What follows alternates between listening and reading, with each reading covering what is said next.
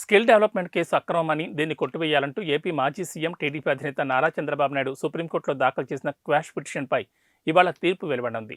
మధ్యాహ్నం 1 గంటకు జస్టిస్ అనిరుద్ధ బోస్ నేతృత్వంలోని బెంచ్ వెలువరించనుంది.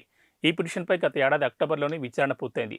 సీనియర్ న్యాయవాదులు సిద్ధార్థ లుద్రా, హరీష్ సాల్వే చంద్రబాబు తరపున వాదనలు వినిపించారు. ఇక సిఐడి పక్షాన ముకుల్ రోహత్గి వాదించారు. ఇరుపక్షాల వాదనలు విన్న జస్టిస్ అనిరుద్ధ బోస్, జస్టిస్ బేలా ఎం త్రివేదిలతో కూడిన బెంచ్ తీర్పును వాయిదా వేస్తూ అక్టోబర్ 17 నిర్ణయించింది. ఆ తీర్పు నేడు వెలువడనుంది. స్కిల్ డెవలప్మెంట్ కేసులో తన అరెస్ట్ అక్రమమని చంద్రబాబు వాదిస్తున్నారు. అవినీతి నిరోధక చట్టంలోని సెక్షన్ 17A కింద గవర్నర్ నుంచి ముందస్తు అనుమతి తీసుకోకుండానే ఏపీసీఐడి తనపై కేసు నమోదు చేసి అక్రమంగా అరెస్ట్ చేసిందని, కాబట్టి ఈ కేసును కొట్టివేయాలంటూ సుప్రీంకోర్టులో చంద్రబాబు స్పెషల్ లీవ్ పిటిషన్ దాఖలు చేశారు. గత ఏడాది సెప్టెంబర్ 22న ఏపీ హైకోర్టు తన క్వాష్ పిటిషన్ కొట్టివేయడంతో ఆయన సుప్రీంకోర్టులో స్పెషల్ లీవ్ పిటిషన్ దాఖలు చేశారు. ఇదిలా ఉంచితే ఈ నెల 17, 19 తేదీల్లో చంద్రబాబుకు సంబంధించిన 2 కీలక కేసులపై విచారణ జరగనుంది. ఫైబర్ నెట్ కేసులో చంద్రబాబు దాఖలు చేసిన ముందస్తు బెయిల్ పిటిషన్, స్కిల్ డెవలప్మెంట్ కేసులో చంద్రబాబుకు హైకోర్టు బెయిల్ ఇవ్వడాన్ని ఏపీ ప్రభుత్వం సవాలు చేసిన పిటిషన్లపై విచారణ జరగనుంది.